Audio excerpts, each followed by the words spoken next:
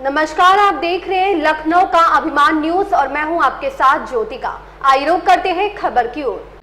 न्याय के लिए अब तारीख पर तारीख नहीं, नए कानून में एफआईआर से लेकर फैसला सुनाने तक की तय है समय सीमा।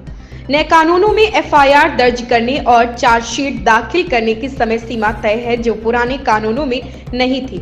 इसके तहत 3 से 7 साल की सजा के मामले में 14 दिन में प्रारंभिक जांच पूरी करके एफआईआर दर्ज करनी होगी और अगर छोटी सजा का अपराध है तो 3 दिन के अंदर करनी होगी। 24 घंटे में तलाशी रिपोर्ट के बाद उसे न्यायालय के सामने रखा जाएगा। माला दीक्षित, नई दिल्ली।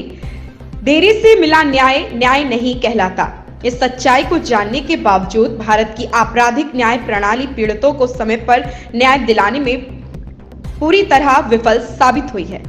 देश जिला अदालतों में सालों से लंबित 4.4 मुकदमे इसके सबूत हैं, जिनमें 3.33 करोड़ मुकदमे आपराधिक हैं। भारतीय न्याय संहिता, भारतीय नागरिक सुरक्षा संहिता और भारतीय साक्ष्य अधिनियम के तहत बने नए कानूनों में पीड़ित को समय पर न्याय दिलाने का पुख्ता इंतजाम किया गया और इसके लिए पुलिस, सरकार और अदालत तीनों की जिम्मेदारी के साथ ही उसे पूरा करने की समय सीमा भी तय कर दी गई।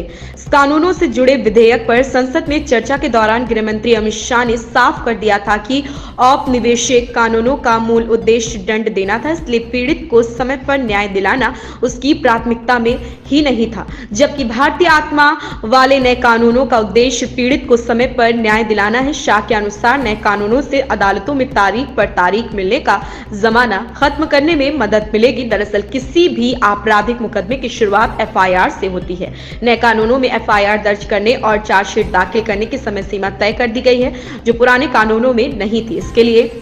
इसके तहत 3 से 7 साल की सजा के मामले में 14 दिन में प्रारंभिक जांच पूरी करके एफआईआर दर्ज करनी होगी और अगर छोटी सजा का अपराध है तो 3 दिन के अंदर करनी होगी। 24 घंटे में तलाशी रिपोर्ट के बाद उसे न्यायालय के सामने रख दिया जाएगा।